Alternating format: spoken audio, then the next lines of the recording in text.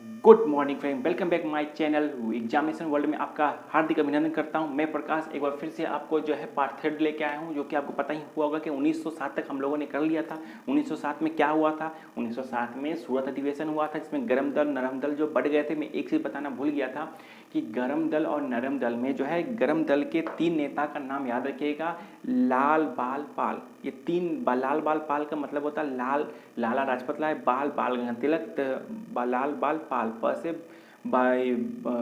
बिपिन चंद्र पाल, बिपिन चंद्र पाल, प पाल हो गया। लाल बाल पाल याद रखिएगा, पूछा जाता है एग्जाम में कि गर्म दल के नेता इनमें से कौन नहीं है। तो चार ऑप्शन में तीन ऑप्शन में तो रहेंगे और एक चौथा नहीं रहेंगे। तो यहाँ लीजिएगा लाल बाल पाल, ठीक है। पाल से हो गया बिपिन चंद्र पाल, दूसरा हो जाएगा लाल, हो गया लाल से लाला लाजपत राय, और लाल बाल बाल बाल गंगाधर तिलक। तीन जो है गर्म दल के नेता, प्रमुख नेता थे, ठीक है।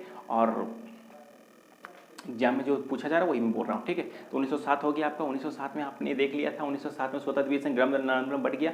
अब 1900 जो है 1900 वही क्रांति कंटिन्यू बढ़ती जाती है, बढ़ती जाती है। फिर बहुत जगह जैसे आपने देखा था कि बंगाल में वो आंदोलन हुआ, फिर बंगाल में अलग आंदोलन, उसी को बंगाल विभाजन का ही विद्रोह हो रहा था। बंगाल में अलग आंदोलन हो रहा था, वही विभाजन को ही लेके विद्रोह हो रहा था। फिर मद्रास में अलग विद्रोह, मद्रास में यही बंगाल विभाजन का ही विद्रोह हो रहा था। फिर हर जगह विद्रोह हो रहा था। बंगाल में आपका नेतृत्व कौन कर रहा था? बाल गंगाधर तिलक कर रहे थे। पंजाब में कौन कर रहे थे? लाला लाजपत राय कर रहे थे। तो सारा क्लियर होना चाहिए, ठीक है, क्योंकि आपको पता है कि ये है एग्जामिनेशन वर्ल्ड, तो इसमें हर एक चीज़ आपको क्लियर होने वाला है, ठीक है। और एक नया टॉपिक जो लेके आऊँगा, जो आज आपको दिखेगा, ठीक है। तो अभी हम लोग पहले खत्म करते हैं 1909 का एक्ट, ठीक है। 1909 को कहते हैं मार्ले मिंटो, ठीक है। तो आप बोलेगा मार्ले मिंटो एक नाम है, बट यहाँ पे आप कंफ्यूज नहीं होइएगा। मार्ले मिंटो एक नाम नहीं है, यहाँ एक दो नाम आता है, ठीक है।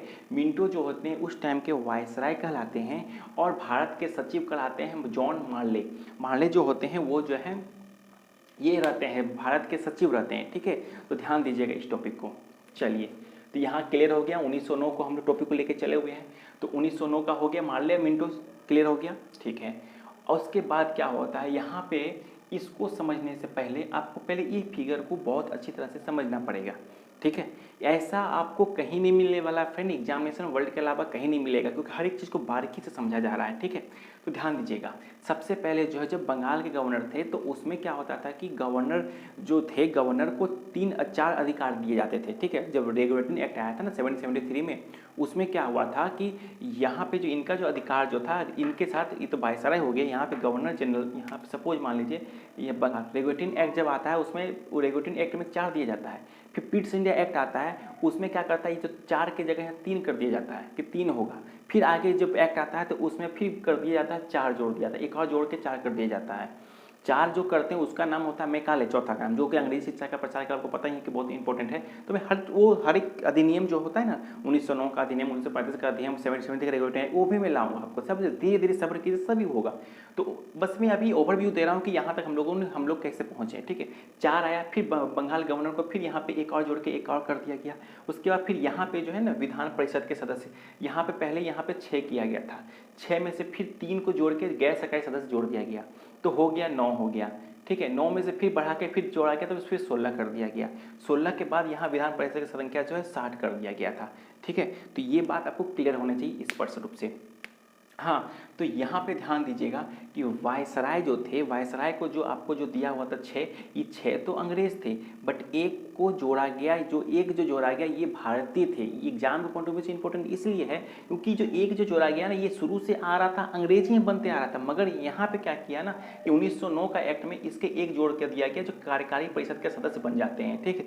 तो आप बोलिएगा जो सदस्य बना उसका नाम क्या है, तो उसका नाम, व्यक्ति का नाम है, यहाँ देख लीजिए, सत्येंद्र प्रसाद सिन्हा है, ठीक है। ध्यान दीजिएगा, सत्येंद्र प्रसाद मिश्रा, ठीक है। एग्जाम में पूछा जा सकता है कि जो 1909 के मार्ले मिंटो सुधार अधिनियम हुए, उसमें वायसराय के लिए जिन व्यक्ति का नाम दिया गया, वो उस व्यक्ति भारत के जो व्यक्ति का नाम क्या है, तो आप याद रखिए सत्येंद्र प्रसाद सिन्हा जो थे वे पहले थे, ठीक है। तो यहाँ पे इनको पहला मिला गया। यहाँ पे इनको पता ही था कि विधान परिषद में, अब यहाँ क्या कर रहा है, विधान परिषद में 60 कर दिया गया। 60 तो था, 16 पहले, इसमें नीचे वाले में पहले 6 था, फिर अगला अधिवेशन हुआ, फिर 3 कर दिया, उसके 3 जोड़ दिया गया तो 9 हो गया, 9 में से फिर जोड़ा गया, अब 7 फिर 16 हो गया, 16 से भी बढ़ा के बहुत बढ़ा के कर दिया गया, यहाँ पे 60 कर दिया गया।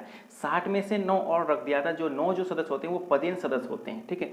पदेन सदस्य सबसे सर्वश्रेष्ठ सदस्य होते हैं ये 9 सदस्य, ठीक है। अब ये देखिए, ये जो है कुल मिला के हो गया 69, ठीक है, 69 सदस्य हो गए। अब इस 69 सदस्य में जो है 37 सदस्य जो होते हैं वो सरकारी होते हैं, सरकार का आदमी होते हैं, और जो 32 जो होते हैं वो गैर सरकारी होते हैं, मतलब कि ये होते हैं विदेशी और ये होते हैं भारतीय। 32 जो होते हैं वो भारतीय होते हैं, ध्यान दीजिएगा। 32 सदस्य गैर सरकारी सदस्य मतलब कि भारतीय लोग 32 होते हैं 69 में, ठीक है। 69 में जो हो गया 32 हो गया। अब 32 को भी फिर बांट दिया गया, सरकारी आदमी को नहीं बांटा है, जो अंग्रेज होते हैं वो नहीं बांटे अपने आप को, ये बांटे, 32 को बांटे, ठीक है। इस 32 में से 5 जो सदस्य होते हैं ये होते हैं इसके द्वारा चुना जाते हैं, ठीक है, नामजद। ये 5 जो सदस्य होते हैं इसके 5 तो नामजद होते हैं, ठीक है। इनका जो है नाम ये किया जाता है, मतलब कि आप मान लीजिए कि चुनाव के द्वारा नहीं होता है, इनका चुनाव मान लीजिए अप्रत्यक्ष के तौर पर होता है, जो है ना आपके 5 सदस्य, और 27 सदस्य का चुनाव किया जाता है। सोच लीजिए, दिए तो दिया 32 में 27 का चुनाव, जो 27 जो होगा यही ना होगा अप्रत्यक्ष रूप से। नामजद मतलब कि अंग्रेज लोग ही ये 5 गो का नाम, जैसे कि अभी राज्यसभा में होता है ना 12 सदस्य मनोनीत करते हैं, उसी प्रकार उस टाइम जो था कि 5 गो अंग्रेज ही जो है 5 सदस्य को करेगा। अब मान लीजिए अगर हमें आपको चुनूंगा तो आप मेरे प्रति वफादार तो रहिएगा ही रहिएगा। हम कुछ भी, अब मान लीजिए कोई ये लोग कुछ भी विरोध करे तो आप तो सपोर्ट कीजिएगा मेरा ही, तो 37 में और 5 जोड़ दीजिए, ठीक है, तो हो गया आपका 42 इसका कहाँ, इसका कहाँ 27, तो इसको तो दबा देता था ये, कुछ भी कर लो भाई। तो ये तो वोटिंग जब होगा तो वोटिंग में तो यही नहीं जीतेगा, सरकारी आदमी जीतेगा, क्योंकि ये खाली घुमाया था पेज को, सारा अधिकार अंग्रेज के हाथ में था। ये लोग कुछ भी कर लो भाई, हम तो भाई हम अपने ही रोल अपनाएंगे, ठीक है, हाँ बोलो चाहे ना बोलो, इसका तो उसका जो प्रोसेस जो ऊपर से ऑर्डर आएगा वही करेगा, तो वही होता था, ठीक है। बस वो लोहाना दिया कि चलो आपको भी सदस्य दे दिया गया था, ठीक है। चलिए, ये टॉपिक समझ आना चाहिए बहुत ही अच्छी तरह से, ठीक है। चलिए, यहाँ तक हम लोगों ने क्लियर कर लिया। यहाँ पे क्या होता है कि केंद्र और प्रांत विधान परिषदों की संख्या में वृद्धि, जैसे कि आप लोगों ने देखा 60 16 6 था, 6 में 3 जोड़ा, पहले जोड़ा था 3, फिर उसका फिर से यहाँ पे जोड़ दिया गया 7 जोड़ा गया, जो कि हो गया 16, 16 के बाद फिर जो है जोड़ के 60 जोड़ा गया, 60 और 9 जोड़ दिया 69 हो गया। तो सोच सकते हैं कि विधान परिषदों की संख्या कितना वृद्धि कर दिया। उसके बाद बोलता है कि आपको बहुत सारा हम काम दे देंगे, कार्यपालिका के जो सवाल जवाब कीजिए, उसके सवाल को जवाब दीजिए, फिर आपको बजट पेश कीजिए, बजट पर बहस कीजिए, सब कर लीजिए भाई, जो भी है सब काम कर लीजिए। मगर मेन तो लीडर अंग्रेजी था ना, कुछ भी हाँ या ना कर लीजिए, वो अपनी ही बात को मानता था, ठीक है। तो बस वो लुभाना दिया कि आपको देखिए इतना सारा हम काम दे दिए हैं, आप अपना काम कीजिए, समझे ना, वो ऊपर से बिजी रखने के लिए करता था, ठीक है। तो लेट्स सी, इतना आपको समझ में आ गया होगा, यहाँ पे कोई दिक्कत नहीं हुआ, ठीक है। चलिए, यहाँ तक हम लोगों ने समझ लिया। उसके बाद ये लोगों ने क्या किया, एक तो 1905 में इन्होंने क्या किया था कि हिंदू और मुसलमानों को अलग अलग करना, बीज बोने का काम किया, और 1909 में जाकर वो बीज को पूरी तरह से रोप दिए ये लोग। क्या कि हिंदू मुसलमानों को जो है अलग प्रांत दे दिया गया, मुसलमानों के लिए है मुसलमानों के लिए जो है सामुदायिक प्रतिनिधि प्रणाली। सामुदायिक प्रतिनिधित्व प्रणाली मतलब समझ में आया आपको, सामुदायिक प्रतिनिधित्व प्रणाली, सामुदायिक, ध्यान दीजिएगा, सामुदायिक मतलब समूह, जो धर्म, जैसे आपका अगर इस्लाम धर्म है या हिंदू धर्म है तो सामुदायिक समूह में है, प्रतिनिधित्व प्रणाली, प्रतिनिधित्व आप जिस धर्म के हैं वही उस धर्म का ही लोग खड़ा रहेगा, अदर का लोग वहाँ पे नहीं खड़ा हो सकता है। अगर आप हिंदू धर्म के हैं तो आपका हिंदू धर्म का ही लोग वहाँ खड़ा होगा, वो जो इलेक्शन में जो खड़े होंगे हिंदू खड़े होंगे, मुस्लिम खड़े नहीं हो सकते, सिख नहीं खड़े हो सकते हैं, इसीलिए इसको बोलता है सामुदायिक प्रतिनिधित्व प्रणाली। हमेशा याद रखिएगा, क्वेश्चन में ही आंसर छुपा होता है, समझने की आपका दिक्कत है, समझना होगा कहाँ, एग्जाम से वर्ल्ड में, ठीक है। तो ऐसी तरह से लाइक शेयर और फॉलो करते रहिए ताकि हम लोगों का एनर्जी बना रहे, और मेरे पास जितना एनर्जी है सारा एनर्जी ठोकते रहूँगा। ध्यान दीजिएगा, मेरे साथ और भी जो मेरे जो है इसमें लोग जुड़े हुए हैं, जैसे दिव्या मैम हो गए, अजित सर हो गए, उनका वीडियो देखते रहिए, बहुत फायदा करने वाला है आप लोगों को, ठीक है। चलिए, तो यहाँ पे हम लोग को समझ आ गया, मुसलमानों को सांप्रदायिक प्रतिनिधित्व प्रणाली दे दिया गया, तो मुसलमानों को दे दिया गया तो हिंदू को दे दिया गया, तो जहाँ मुसलमान लोग ज़्यादा थे तो वहाँ मुसलमान लोग को दे दिया गया, जहाँ हिंदू लोग ज़्यादा था वहाँ हिंदू को दे दिया गया। तो ये मत बीज बो दिया गया, जो इसी बीज के बोने के कारण हम लोगों को जो है भारत विभाजन करना पड़ा, जो आपको पता चलेगा बाद में जाके हम लोग देखेंगे, ठीक है। तो चलिए, हम लोगों ने यहाँ तक कंप्लीट कर लिया, ठीक है। तो हम लोग का जो 1909 कंप्लीट हो गया, ठीक है। अब हम लोग जब लेके चलेंगे तो 1911 लेके चलेंगे, 1912 लेके चलेंगे, तो वो सब लेके चलेंगे ताकि अब वहाँ पे मज़ेदार आएगा। तो हमें चाहता हूँ कि टॉपिक खत्म हो गया, अब आपको मैं चाहता हूँ कि ये जो है एक टॉपिक क्लियर करें हम लोग, जैसे कि काकोड़ी कांड के बारे में कुछ डिटेल जान लीजिए, क्योंकि क्वेश्चन कहाँ से पूछ दे ना आपको खुद पता नहीं रहेगा। मैं बाबा बोलता है नोट्स आपको खुद बनाना होगा, मैं कुछ नोट्स नहीं देने वाला हूँ। कहानी सुनिए, जब बचपन में जब कहानी सुनते थे क्या फ़र्क पड़ता था, कहानी सुनते थे सुनाते थे आपको रिविजन होता था। मेरा मानना है कि आप मेरी कहानी को सुन लीजिए, किसी और को सुना दीजिए, आपका रिवीजन भी हो जाएगा, नोट्स भी तैयार हो जाएगा। कहाँ नोट्स तैयार होगा, दिमाग में नोट्स तैयार होगा, ठीक है। तो इस सारा का सारा मिलेगा आपको एग्जामिनेशन वर्ल्ड में, तो आप बस देखते रहिए खाली। चलिए, तो यहाँ हम लोगों ने कर लिया। इसके बाद का टॉपिक आपको पार्ट 4 में मिलेगा, ठीक है। अब ये चीज़ें आप ध्यान दीजिए। अब आपसे पूछा जा हो सकता है कि नासिक पर्यंत केस में क्या आप कुछ जानते हैं आप, तो आप क्या बोलिएगा, तो जो बताते हैं ना हम आपको, ये सारा मिलेगा वो एग्जामिनेशन वर्ल्ड में, ठीक है। आप तैयार रहिए।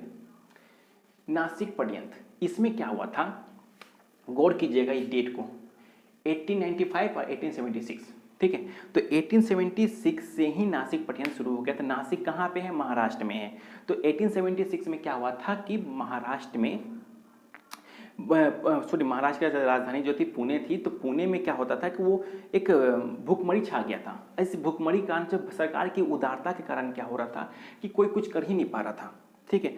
तो उसी से तंग आकर, गुस्सा आकर जो है, एक आदमी का नाम है वासुदेव बलवंत फड़के, ठीक है। वासुदेव बलवंत फड़के का नाम हमेशा आप याद रखिएगा। ये क्या करते हैं, वासुदेव बलवंत फड़के जी क्या करते हैं, अंग्रेजों के खिलाफ आवाज़ उठाते हैं। आवाज़ उठाने से पहले वे जो जहाँ जॉब करते थे वहाँ पे उन्होंने त्याग पत्र दे दिया और अंग्रेज के विरुद्ध लग गए। और उन्होंने ही कहा था कि मैं अंग्रेज को बाहर से निकाल फेंकूंगा और भारत पे जनता का राज करूंगा। तो एग्जाम में ये क्वेश्चन पूछा गया है फ्रेंड, ध्यान दीजिएगा ये क्वेश्चन, मैं अंग्रेज को भगाकर जनता का राज कायम करूंगा, ये किसने बोला था।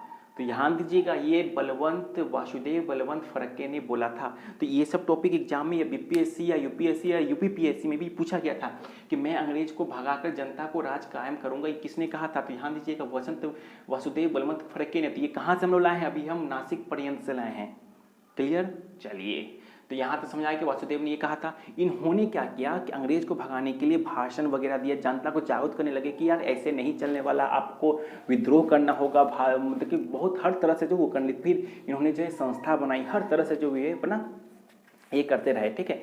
चलिए, यहाँ तक क्लियर हो गया। तो इस तरह से क्या होता है कि जब अंग्रेज को पता चला कि उनके विरुद्ध जो है कुछ ऐसे लोग, ऐसे संस्था बन रही है, तो क्या किया उन्होंने, जो इन्हें गिरफ्तार करके जो है, इन्हें गिरफ्तार कब किया, इन्हें गिरफ्तार किया गया 31 अगस्त 1879 को। 31 अगस्त 1879 को गिरफ्तार किया जाता है और इन्हें सजा के रूप में जो फांसी नहीं दी जाती है, उन्हें बोलता देश से निष्कासित कर दिया जाता है।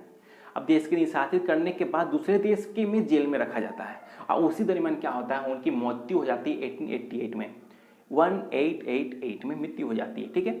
साफ मैं बोल रहा हूँ, क्लियर होना चाहिए क्योंकि ये स्पेशल आप ही लोग के लिए चैनल बना हुआ है, ठीक है। चलिए, हो गया। फिर उसके बाद जब इनकी मृत्यु हो गई ना, तो इनकी जो संस्था थी, संस्था को चलाने के लिए जो और भी तो बहुत लोग जुड़े हुए थे उसमें, तो अब उनमें से भी दो निकलते हैं। एक माँ के दो लाडले निकल के आते हैं। दो लाडले का नाम होता है दामोदर हरि चापेकर, दूसरा बालकृष्ण चापेकर। ध्यान दीजिएगा, एक माँ के दो औलाद निकल के आते हैं। दो लाडले का नाम होते हैं दामोदर हरि चापेकर और दूसरे बालकृष्ण चापेकर, क्लियर। ये दोनों क्या करते हैं, व्यायाम मंडल, देखिए व्यायाम मंडल खोलते हैं। इसमें क्या होता है कि जो देश के जो नौजवान है ना, उन्हें अस्त्र शस्त्र की शिक्षा दी जाती थी, ठीक है। तलवार कैसे चलाया जाता है, भाला कैसे चलाया जाता है, देसी स्टाइल में, ठीक है, जो पहले राजा महाराजा लोग करते थे उस तरह से। फिर गुलेर किस तरह चला के हम लोग जो अपनी रक्षा कर सकते हैं, हर तरह से वो लोग सिखाते थे, ठीक है। तो ये चीज़ प्रोसेस को चलता रहा। इन लोगों ने क्या किया, दो अंग्रेज थे, उनका नाम था रेखियात रेंडर और एयरस्टर को मारने की बात सोची कि लोगों को इन्हें मारना होगा। क्यों मारना होगा, क्योंकि उस टाइम जो क्या हुआ था, ये 1876 में क्या हुआ था ना कि 1895 में क्या होता है, इनकी उस टाइम जो है प्लेग महामारी फैल गई। अब महामारी फैल गया, ये लोग कुछ कर नहीं रहा है। अब महारानी विक्टोरिया जब भारत में आए तो उस पर करोड़ों रुपये खर्च हो रहा है। यहाँ देश का लोग को भूखमरी है, खाना नहीं जा रहा पेट में, और महारानी पे उतना खर्चा किया जा रहा है, कैसे हुआ है। तो इन लोगों ने जो है ये जो थे दामोदर हरि और दामोदर अच्छा और ये बालकृष्ण जो थे, इन दोनों ने मिलकर जो है कुख्यात रैंडम और एरस्ट को जो है मारने की सोच ली थी कि हम लोगों को इन्हें मारना है। तो कैसे मारेंगे? तो महारानी विक्टोरिया का जो ये था, क्या नाम है, हीरक जयंती समारोह, हीरक जयंती समारोह जब हो रहा था उसी बीच जो है इन्होंने जो इन दोनों को मार दिया था। ठीक है, सॉरी, वहीं पर इन लोगों ने, किन्होंने, दामोदर और बालकृष्ण ने इन्हें जो है जयंती पर मार दिया गया। ठीक है, चलिए, मारने के बाद क्या होता है, जब मार दिया जाता है तो ये जो दामोदर हरि जो चापकर हैं वे क्या करते हैं, जैसे ही वे तो गिरफ्तार हो जाते हैं। ठीक है, गिरफ्तार जब हो जाते हैं उन्हें फांसी की सज़ा दे दी जाती है। जब फांसी की सज़ा दी जाती है तो इनका जो संस्था जो थी, व्यायाम मंडल के जो सदस्य थे, वे बहुत क्रोधित हुए।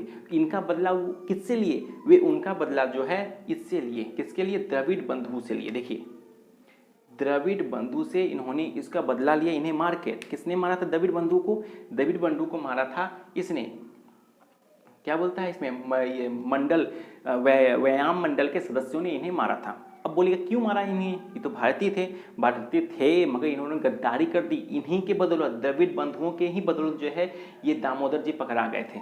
ठीक है, तो अंग्रेज का ही खिलाफ चल गया है। ठीक है, अंग्रेज के सपोर्ट कर रहा है तुम, ठीक है, तो उड़ा ही देते हैं तुमको, तो फिर उड़ा दिया गया।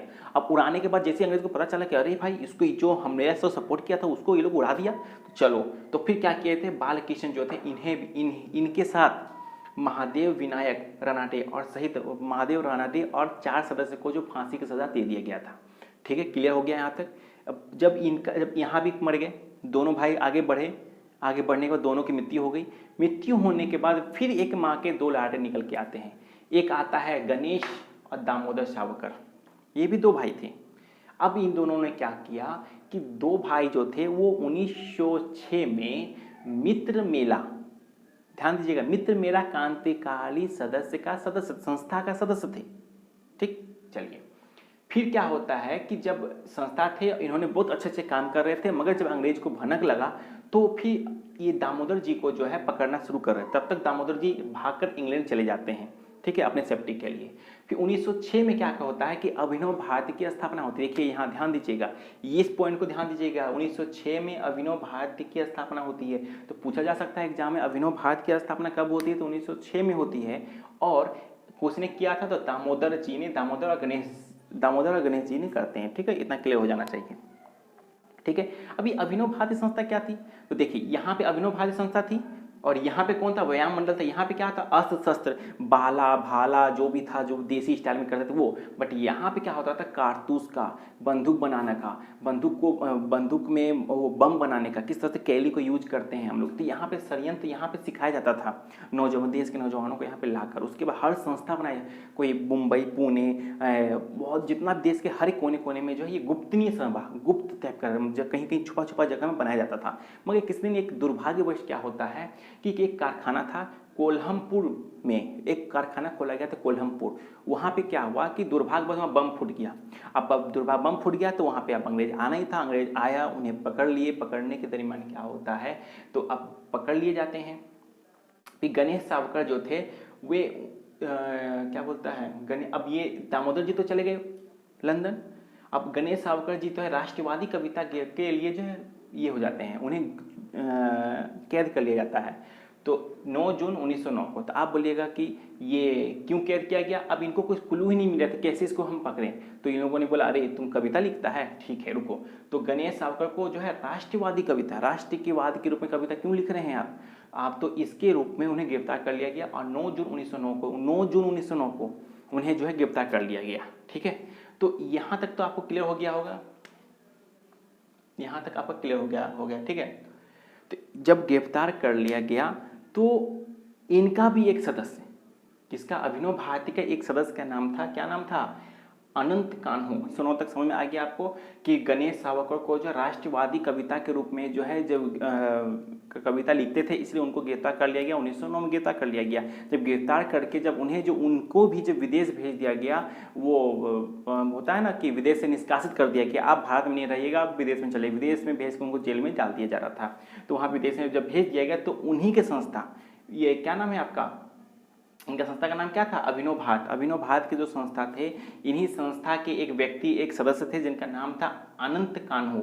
अनंत कान्हो ने क्या किया, 21 दिसंबर 1909 को क्या करते, ध्यान दीजिए 21 दिसंबर, ये टॉपिक हमेशा याद रखिएगा। 21 दिसंबर 1909 को क्या किए थे इन्होंने, तो इन्होंने क्या था, जिला मजिस्ट्रेट जो थे की हत्या किए थे। किसने किया था? जिला मजिस्ट्रेट की हत्या, जिला मजिस्ट्रेट की हत्या अनंत कान्हो ने किया था। ठीक है, ये टॉपिक को ध्यान से दीजिए, देखिएगा। कान्हो ने जो है 1900 कान्हो ने क्या किया था, जिला मजिस्ट्रेट की हत्या कर दी थी और कान्हो को फिर गिरफ्तार कर लिया जाता है। उनके साथ 37 व्यक्तियों को मुकदमा चलता है। इनके साथ साथ जो 37 व्यक्ति के ऊपर मुकदमा चलता है कान्हो के साथ साथ। ठीक है, तो यही कांड जो जिला मजिस्ट्रेट को जो इन्होंने जो ये कर देते हैं ना, जिला मजिस्ट्रेट पे जब वो हत्या कर देते हैं, तो यही कांड जो है कहलाता है हम लोग का नासिक षड्यंत्र। ठीक है, तो ये अगर नासिक पढ़ने का ये इतना ही बोलता, अभिनव भाट से बोलता, तो आपको अभिनव भाट आया कहाँ से, तो आपको यहाँ से समझना पड़ता। अब यहाँ आने के आपको यहाँ आना पड़ता। तो मैं इसीलिए जो है नासिक षड्यंत्र लेके आया था कि एक टॉपिक यहाँ से चलेगा और ये कुछ टॉपिक जो डिटेल में जो हो सके यहाँ पे चलेगा, ताकि दोनों आप बैलेंस बना के चलिए। ठीक है, ये हिस्ट्री है फ्रेंड। और हिस्ट्री में क्या होता है, हर एक करियर इससे किसी न किसी करियर से जुड़ा हुआ रहता है। ठीक है, अगर आप नासिक षड्यंत्र पढ़ लिए तो अब कल जब कुछ बताऊंगा ना, तो आपको ध्यान में रहना चाहिए कि अरे नासिक षड्यंत्र में अरे वो हुआ था, उसका भाई तो वो ऐसा काम किया था, फिर अगला जाकर फिर एक दो भाई आता है, वे लोग ऐसा काम करते हैं। तो इस तरह से आपको ध्यान में रहना चाहिए। और जब मैं अगला टॉपिक ले जाऊंगा तो उसमें और मजे आएगा, क्योंकि इसका टॉपिक इससे जुड़ा हुआ रहेगा। ठीक है, क्योंकि आपको पता चेन की तरह हिस्ट्री है, एक चेन छोड़ दीजिएगा तो फिर हिस्ट्री समझ में नहीं आने वाला। एक चेन दूसरा चेन फंस गया, हो गया। ठीक है, और फ्रेंड अगर अच्छा लगे ना तो फॉलो और लाइक और शेयर जरूर कीजिए। ठीक है, क्योंकि मैं पहले से बताया गया हूं कि अगर कोई अगर मान लीजिए ये गाड़ी है, ठीक है, गाड़ी को चलाने के लिए 2 चक्का जरूरत होता है और एक पेट्रोल की जरूरत पड़ती है। ठीक है, तो चक्का तो चलिए हम लोगों का चैनल है ही। ठीक है, हम लोग का जो ऊपर का ढांचा तो चलिए हम लोग का जो है एग्जामिनेशन वर्ल्ड है ही। ये जो 2 चक्का में जो हवा है वो आपका जो लाइक का काम करता है। तो आप जितना लाइक दीजिएगा हवा में, वो टायर में हवा उतना भरा हुआ रहेगा, और पेट्रोल जितना दीजिएगा आप गाड़ी में उतना माइलेज भी बना हुआ रहेगा। तो पेट्रोल देते रहिए, हवा भरते रहिए, गाड़ी चलता रहेगा, मेरा एनर्जी यहाँ देते मिलता रहेगा। ठीक है, लेट्स सी, मिलते हैं नेक्स्ट वीडियो में। और मेरे एक और भी जो साथीगण हैं इनका वीडियो जरूर देखिए, उनका दिव्या मैम और अजीत सर का वीडियो देखते रहिए, ताकि हर क्लियर आपको पता चलता रहे। क्योंकि एग्जाम में आपको मैं बार बोलता हूँ, एग्जाम आप स्मार्ट हिस्ट्री खोजता है, वो ये लोग करेंट अफेयर बायोलॉजी का भी डला रहा, भी धीरे धीरे और भी वीडियो आते रहेंगे उनके, तो आप बस धीरे धीरे देखते रहिए। क्योंकि ऑप्शन आजकल के जो हो रहा है कि एग्जाम में कि आप वो नहीं खोज रहा है कि हाँ इसका ब्रिटेन के प्रधानमंत्री नाम बताइए, फ्रांस के प्रधानमंत्री नाम बताइए, कि सऊदी अरब के प्रिंस के नाम बताइए। तो ये सब कॉमन हो गया है। अब एग्जाम आपका 3-3 महीने 4-4 महीने एग्जाम चलता है, तो एक ही एग्जाम को प्रोसेस को वो एक ही क्वेश्चन को बार बार हर दिन नहीं पूछने वाला है। तो वो क्या करेगा कि ब्रिटेन का जो प्रिंस का नाम या तो उनके राष्ट्रपति का नाम जो है, उनका किस पार्टी से जुड़े हुए हैं, फिर उनके खासियत क्या है, उनका जन्म कहाँ है, वे उनकी कुछ उन्हीं क्षेत्र से पूछेगा। तो आपको कहाँ मिलेगा ये सब सारा का सारा मिलेगा फ्रेंड, माय फ्रेंड, सारा मिलेगा एग्जामिनेशन वर्ल्ड में मिलेगा। इसीलिए मैं बोल रहा हूँ सब्सक्राइब लाइक शेयर कीजिए। और मैं बोल रहा हूँ कि 21 तारीख या 23 तारीख को, शायद 23 तारीख को रात 9 बजे तक आपके मोबाइल में नोटिफिकेशन जाएगा। वो नोटिफिकेशन मिलने के लिए आपको क्या करना होगा, वो नोटिफिकेशन लेने के लिए आपको जो भी चैनल देख रहे हैं वही सब्सक्राइब कीजिए और बेल आइकन दबाइए, ताकि बेल आइकन जब भी मिलेगा, जब भी दबाइएगा तभी आपके मोबाइल में नोटिफिकेशन जाना शुरू हो जाएगा। तो ठीक है, तो मिलते हैं नेक्स्ट वीडियो में। धन्यवाद, जय हिंद।